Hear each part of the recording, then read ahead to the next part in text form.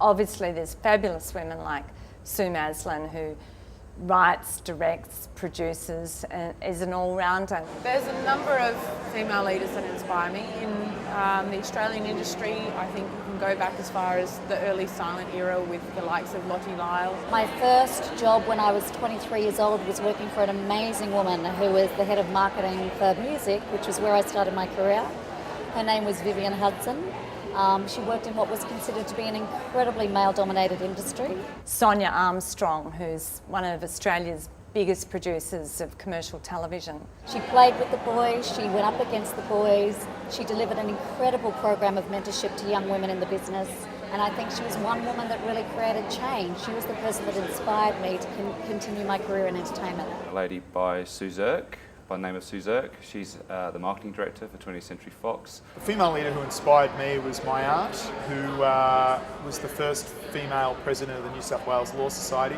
She succeeded in a world that at the time was really dominated by men, and went on to be the Chief Justice of the Land and Environment Court. She's bright, she's smart, she's funny, she's extremely good at motivating her team for outstanding outcomes. She was an incredibly honest and fearless person who was absolutely driven to succeed. She knew what she wanted, she went after it. She challenges me, and in doing so inspires me to be a better leader as well.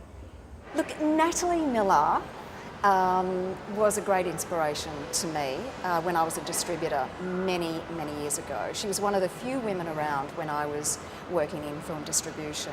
The Indigenous writer-director Rachel Perkins has been a woman that I've watched from her graduation from the Australian Film and Television School.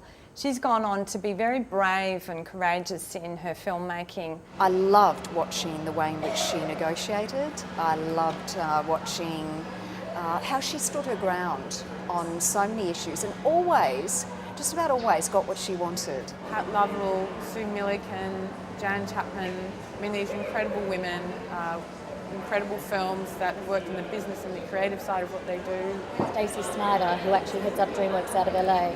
Stacey's been a woman who has really shown us that she has the ability to be able to, I guess, run a company, to run it with some of the most creative people in the business. She's wanted by everybody and she's admired by all. There really are a good number now that I look towards, and I thank them for making life much easier for me, because I know it was much harder for them going through.